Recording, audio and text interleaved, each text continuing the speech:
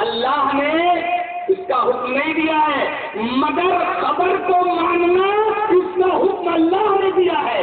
اب کوئی محدث اگر حدیث کی صنعت بیان کرتا ہے، کسی راوی کے اوپر شوق کا حکم لگاتا ہے، حسن کا حکم لگاتا ہے، کسی راوی کے اوپر جرح کرتا ہے، کسی راوی کے اوپر صحت کا حکم لگاتا ہے، کسی حدیث کے اوپر صحت کا یا ذوق کا حکم لگاتا ہے، تو یہ اصول روایت کی روشنی میں خبر ہے، شہادت ہے۔ رائے کی تقلید ہوتی ہے، خبر کی تحقیق ہوتی ہے۔ تحقیق اور خبر اس کا ثبوت تو قرآن سے۔ میں اس بارے میں صرف 3 آیتیں پڑھوں گا۔ کتنی آیتیں پڑھ دوں؟ 3 آیتیں پڑھ دیتا ہوں۔ وَاسْتَشْهِدُوا شَهِيدَيْنِ مِن رِّجَالِكُمْ فَإِن لَّمْ يَكُونَا رَجُلَيْنِ فَرَجُلٌ وَامْرَأَتَانِ مِمَّن تَرْضَوْنَ مِنَ الشُّهَدَاءِ۔ جب تم قرض کا لین دین کرنے لگو تو لکھوا لو، اور لکھتے وقت 2 مردوں کو گواہ بنا لو، اور اگر 2 مرد نہ ملیں تو 1 مرد اور 2 عورتیں، کہ ایک عورت بھول جائے تو دوسری یاد دلا دے۔ ان تضل احداهما فتذكر احداهما الاخرى، کہ اگر ایک عورت بھول جائے تو دوسری یاد دلا دے۔ دیکھو یہاں واستشهدوا شهيدين، اللہ تبارک و تعالیٰ نے گواہ بنانے کے لیے حکم دیا۔ اس کا مطلب گواہ ہی معتبر ہے۔ ایک حدیث کو ایک آیت کریمہ تو یہ، اور دوسری وصیت کے تعلق سے، یا ایھا الذین آمنوا شہادۃ بینکم اذا حضر احدکم الموت حین الوصیۃ ذوی عدل منکم۔ اے ایمان والو، وصیت کے وقت موت آنے لگے تو وصیت اگر کر رہے ہو تو 2 عادل آدمیوں کو گواہ بنا لو، یعنی ان 2 عادل گواہوں کی گواہی معتبر ہے۔ یہ تو ہوئی دوسری ہے۔ تیسری ہے، یا ایھا الذین آمنوا لا تقتلوا الصیدات الحرم ومن قتلهم منکم متعمدا فجزاء مثل ما قتل من النعم یحکم به ذوی عدل منکم۔ اے ایمان والو، حالت احرام میں تم لوگ شکار کو قتل نہ کرو، اگر کوئی ایسا کر دے تو اسے اسی کا مثل دینا پڑے گا۔ مثلا بکری مارے تو ہرن دینا پڑے گا، ہرن مارے تو بکری دینا پڑے گا، ایسا اسی کے مثل۔ اور فیصلہ کون کرے گا؟ یحکم به ذوی عدل منکم، 2 عادل گواہ فیصلہ کریں گے۔ اب 2 عادل گواہ اگر فیصلہ کر دے تو اللہ کہتا ہے ان کی یہ گواہی مانی جائے گی۔ اب امام بخاری کیا کرتے ہیں بیچارے؟ امام بخاری اپنی رائے تھوڑی پیش کرتے ہیں، میں نے ابھی سند کے ساتھ حدیث بیان کر دی۔ وہ بیچارہ کیا کرتا ہے، امام بخاری اور امام مسلم سند کے ساتھ حدیث بیان کر دیتے ہیں۔ کیسے بیان کرتے ہیں؟ یعنی بالمسنی عن الشافعی عن مالک عن نافع عن ابن عمر عن النبی صلی اللہ علیہ وسلم۔ مدنی روایت کرتے ہیں اپنے استاد امام شافعی سے، امام شافعی روایت کرتے ہیں اپنے استاد امام مالک سے، امام مالک روایت کرتے ہیں اپنے استاد امام نافع سے، اور امام نافع روایت کرتے ہیں اپنے استاد مشہور صحابی حضرت عبداللہ بن عمر سے۔ یہ دیکھیے سلسلۃ الدہر ہے، یہ ہر ایک راوی دوسرے کا شاگرد ہے، اور ایک استاد ایک شاگرد ہے، اور ایک دوسرے سے سن رہا ہے۔ اچھا دیکھو، ایک آدمی کہہ رہا میرا خیال ہے، ذرا غور سے سنو۔ ایک آدمی یہ بولے کہ یہ میرا خیال ہے، اور ایک آدمی کہے میں نے ایسا سنا ہے اور ایسا دیکھا ہے۔ تو بتائیے، میرا خیال ہے یہ رائے ہے۔ ایک آدمی بولے میرا خیال ہے یہ رائے ہے، اور ایک آدمی بولے میں نے دیکھا، میں نے سنا، یہ خبر ہے، یہ تحقیق ہے۔ تحقیق الگ چیز ہے، خبر الگ چیز ہے۔ رائے میں تقلید ہوتی ہے۔ امام بخاری نے تو اپنی رائے نہیں پیش کی ہے، وہ بیچارہ خبر پیش کرتا ہے۔ لہٰذا یہ کہنا کہ ہم نے بخاری کے مقلد نہیں کیا تو بیکار نہیں کرتے۔ یہ تو وہی کہہ سکتا ہے جسے علم حدیث سے کچھ آشنا ہی نہیں ہو، اسے کچھ پتہ ہی نہ ہو کہ تقلید کس کو کہتے ہیں، رائے کس کو کہتے ہیں، اجتہاد کس کو کہتے ہیں، اور خبر و تحقیق کس کو بولتے ہیں۔ امام بخاری نے ایک راوی کی تحقیق کر کے پیش کر دیا ہے، اور 1250 سال تک محدثین نے امام بخاری کو پڑھا ہے۔ ان کی سند کے اندر آنے والے ایک راوی کو چھان پھٹک کر دیکھا ہے۔ اس کا مطلب یہ ہوا کہ 1250 سال تک ہر ایک محدث امام بخاری کے اوپر مہر کرتا چلا گیا ہے، تصدیق کی۔ یہ بخاری کی اہمیت ہے۔ تو یہ ہے شہادت، یہ ہے خبر۔ تقلید رائے کی ہوتی ہے۔ خبر کو ماننے کے لیے اللہ نے کہا ہے، شہادت کو ماننے کا حکم اللہ نے دیا ہے۔ شہادت معتبر ہے، خبر معتبر ہے۔ رائے کی تقلید ہوتی ہے، خبر اور تحقیق کی، اور خبر اور شہادت کی تقلید ہوتی ہے۔ اور یہ تو ہے یا ایھا الذین آمنوا ان جاءکم فاسق بنبأ، اگر واضح کوئی خبر ہے فتبینوا، تحقیق کرو۔ اس کا مطلب تحقیق کے بعد خبر معتبر ہوتی ہے، خبر معتبر ہوتی ہے۔ تحقیق کے بعد تحقیق کے معیار پر پوری اتر جائے تو لے لو۔ بخاری شریف کے احادیث کے بارے میں. نبی تھوڑی سے آئے بیچارے کہاں دعویٰ کر کے جائے کہ میں نبی ہوں. امام بخاری کو کون نبی مانتا ہے؟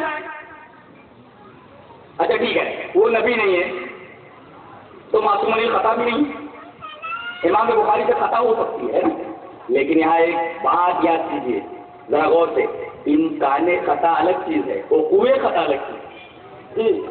ممکن ہے آپ چور ہوں، بس پولیس لے کر چلی جائے گی آپ کو ہتھیلی لگا کے. ممکن ہے، ہو سکتا ہے کہ آپ چور ہوں، میں بھی یو آر اے تھیف، ہو سکتا ہے کہ تم ایک چور ہو سکتا ہے، تو ہو سکتا ہے امکان ہے نا کہ تم چور ہو، تو امکان کی بنا پر پولیس ہتھیلی لگا کر کے لے جائے گی نہیں، بلکہ ثابت ہونا چاہیے کہ چور ہے. تو امکان خطا الگ چیز ہے. ممکن ہے ہمارے بخاری سے غلطی ہو، لیکن یہ ثابت تو کرو کہ غلطی ہوئی ہے. امکان خطا الگ ہے اور پورے خطا الگ ہے. ممکن ہے کہ تم چور ہو، لیکن ثابت تو ہو کہ تم ہے، ثابت تو ہو، چوری ثابت تو ہو. امکان الگ چیز ہے، خطا کا امکان الگ چیز ہے، اور خطا کا وقوع الگ چیز ہے. ثابت تو مان لیں گے. شریعت مطہرہ میں دیکھو، بہت غور سے سنیے، میں ایک عجیب حدیث کا جواب دینے جا رہا ہوں.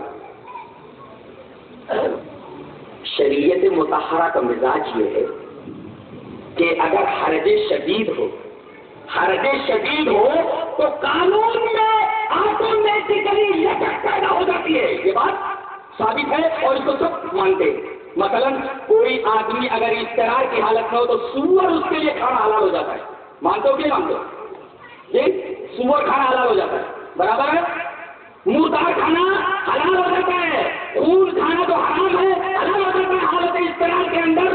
اور نماز کتنی بڑی اہم عبادت ہے کہ قیامت کے دن سب سے پہلے نماز ہی کے بارے میں پوچھا جائے گا، ہے کہ نہیں؟ لیکن ایام ماہواری میں 5 دن یا 7 دن عورت سے یہ عبادت معاف ہو جاتی ہے. غور فرمائیے. ارے جو عبادت حالت جنگ کے اندر بھی ضروری قرار پائے، جنگ ہو رہی ہو تب بھی نماز پڑھو، صلاۃ خوف پڑھو، معاف نہیں ہے. عورت کے لیے 7 دن یا 5 دن معاف ہو جاتی ہے اتنی بڑی عبادت کو، اس لیے کہ حرج شدید ہے، اور حرج شدید میں قانون میں لچک پیدا ہو جاتی ہے. 5 سطح 35 وقت کی کتنی رکعتیں ہوئی، عورت پڑھے گی تو تکلیف ہوگی اس کو. حرج شدید ہے، حرج شدید کی وجہ سے قانون میں لچک پیدا ہوئے، 7 دن کی 5 دن کی نماز معاف کر دی گئی، برابر ہے. ایسے ہی ایک صحابی ہے حضرت سالم، یہ پلے بڑے ہیں ابو حذیفہ کے ہاں، اور ان کی بیوی سہیلہ ہیں، بچپن سے ان کے گھر آتے جاتے ہیں یہ. اچھا، جب بالغ ہو گئے یہ، بچے تھے جب تک، تب تک تو آتے جاتے تھے، کوئی اعتراض کی بات نہیں تھی. جب یہ جوان ہو گئے تب صحابی کو شبہ پیدا ہوا. صحابی آئے اور کہا کہ اللہ کے رسول نے سوال پوچھنا کہا کہ پوچھو. کہا کہ سالم جب تک بچے تھے تب تک تو گھر کے اندر آتے تھے، اعتراض کی بات نہیں تھی، لیکن اب وہ بالغ ہو گئے ہیں. حدیث دیکھو، اب وہ بالغ ہو گئے ہیں، آپ کیا حکم فرماتے ہیں؟ اللہ کے رسول ان کے بنا چلنے والا نہیں ہے، کوئی گھر میں ہے نہیں، سودا سلک لانے والا کوئی ہے نہیں. اے اللہ کے رسول اس بارے میں آپ حکم فرمائیں. نبی کریم صلی اللہ علیہ وسلم نے فرمایا ایسا ہے کہ اپنی بیوی سے کہو کہ سالم کو دودھ پلا دے. یہ بچہ وہی پلا رہا ہے بچپن سے، اس گھر کی بنیادی ضرورت بن چکا ہے. اور یہ حدیث جب یہ بات جب نبی کے پاس آتی ہے تو نبی فرماتے ہیں کہ اپنی بیوی سے کہو ان کو دودھ پلا دے. یہ بچپن سے وہاں آ جا رہے ہیں، اور نبی کریم صلی اللہ علیہ وسلم نے ان سے کہا کہ اپنی بیوی سے کہو ان کو دودھ پلا دے. یہ روایت، اس روایت کے بارے میں محدثین نے تو یہ کہا کہ یہ منسوخ ہے. اگر منسوخ مان لیا جائے تو اعتراض کی کوئی جگہ ہی نہیں، مجال اعتراض نہیں. بعض لوگوں نے کہا کہ یہ خاص ہے حضرت ابو حذیفہ کے لیے اور یہ سالم کے لیے، جیسے وہ صحابی ہے کہ جنہوں نے بقرعید کی نماز سے پہلے قربانی کر لی تھی اور اس کے بعد وہ جانور لائے جو مسلم نہیں تھا، داتا نہیں تھا. اللہ کے رسول نے فرمایا یہ جانور داتا نہیں ہے، لیکن صرف تمہارے لیے اجازت ہے، اس وقت تمہارے لیے اجازت ہے. تو نبی کریم صلی اللہ علیہ وسلم جب یحل لهم الطیبات ویحرم علیہم الخبائث، نبی کریم صلی اللہ علیہ وسلم کوئی بات کہے اور اللہ اس پر نقص نہ کرے تو سمجھو قانون بن جاتا ہے.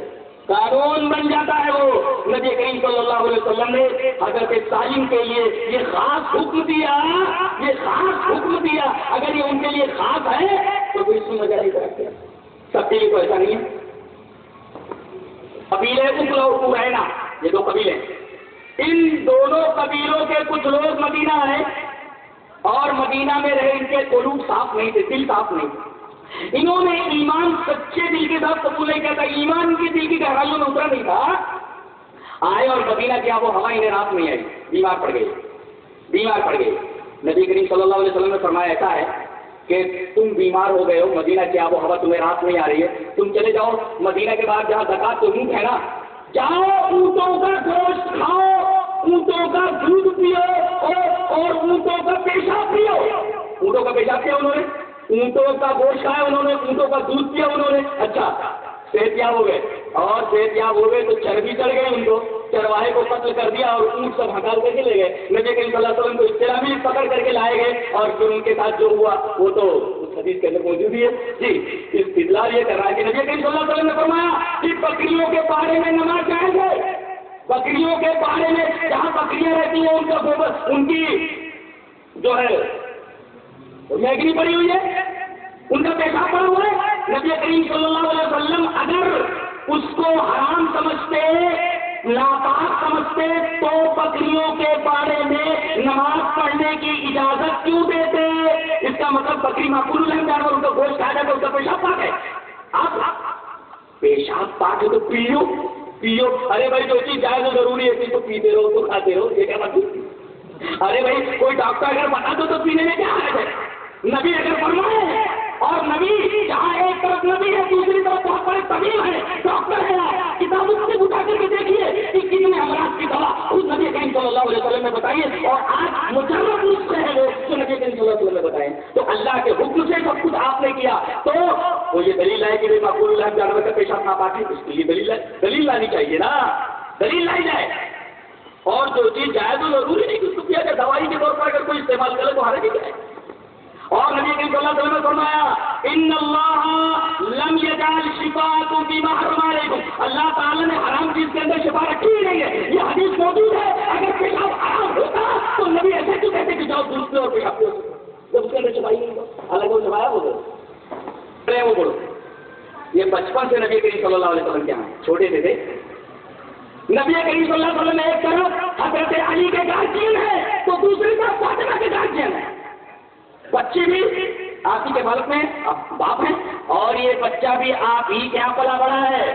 تو جس طرح آپ اپنی بیٹی حضرت فاطمہ کے گارجین ہیں, ایسے ہی حضرت علی رضی اللہ تعالیٰ عنہ کے بھی گارجین ہیں. دونوں کی شادی ہو گئی, گھر میں دونوں لیٹے ہوئے ہیں. نبی کریم صلی اللہ علیہ وسلم تشریف لائے. اب یہ بتایا جائے کہ تشریف لانے کے بعد دونوں لیٹے رہے اور آپ بیچ میں بیٹھ گئے. ارے عام طور پر ایسا ہوتا ہے کہ دولہا دلہن دونوں لیٹے ہوئے ہیں, اگر سسر آ جائے تو دونوں بیٹھ جاتے ہیں, اور آپ کا بیچ میں بیٹھنا اس بات کی دلیل ہے کہ دونوں اٹھ کر بیٹھ گئے تھے اور دونوں کے درمیان کافی فاصلہ تھا. اس کو سمجھا جائے, دونوں کے گارجین آپ ہیں, حضرت علی کے بھی گارجین ہیں, حضرت فاطمہ بیٹی ہے ان کے بھی گارجین ہیں, اور جب آپ آئے تو دونوں اٹھ کر بیٹھ گئے اور دونوں کے درمیان پیار سے آپ بیٹھ گئے. اللہ اکبر. اس محبت کو ایک غلط روپ کیسے دے دیا گیا, ایک غلط شہریت سے ایک صحیح بات کو کیسے غلط روپ دے دیا, میری سمجھ میں نہیں آتی.